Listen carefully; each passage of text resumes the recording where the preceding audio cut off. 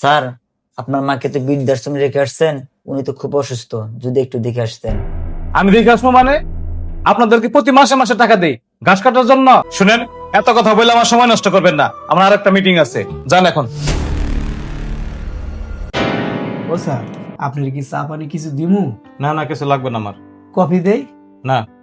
Sir একটা কথা কইতাম। তোর আবার কি কথা? স্যার আমি আজকে ওই 7টা 8টা পর্যন্ত ডিউটি করতে পারবো না। মানে কি? মানে ওই মা অসুস্থ তো, মারে নিয়ে একটু ডাক্তারের কাছে যাওয়া লাগবে।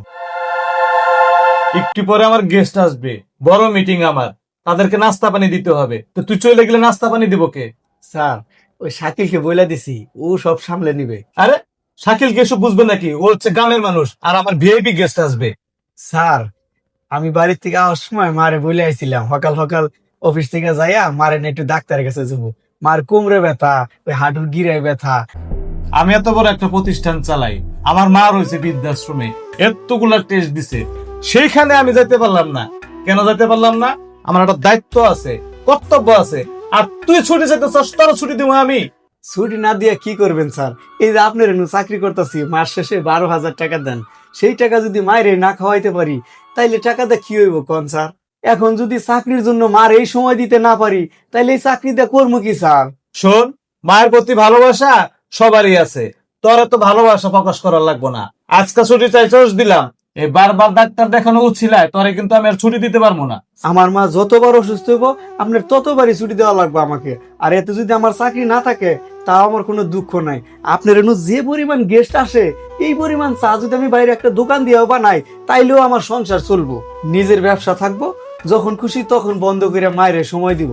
ও স্যার একটা কথা কই, আপনি তো অনেক বড় লোক, আপনার মা বৃদ্ধাশ্রমে কে?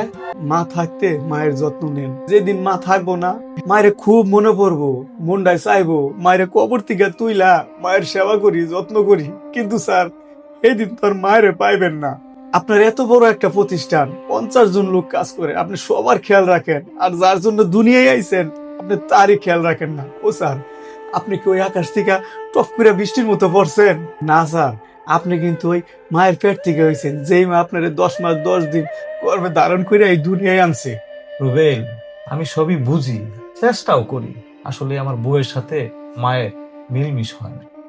স্যার দরকার হইলে বিয়ে 100 কান করবো আর 100 কান তারাই দিব, কিন্তু তাও মায়ের কোনোদিন বৃদ্ধাশ্রমে পাঠাইবো না। আমরা গরিব মানুষ, দুনিয়ার সম্পত্তির প্রতি আমার এতটা লোভ নাই, কিন্তু মা নামক অমূল্য সম্পদটা আমাদের আছে, আর সেইটা কখনো ওই বৃদ্ধাশ্রমে ফেলায় রাখবো না। আসি স্যার, আসসালামু আলাইকুম।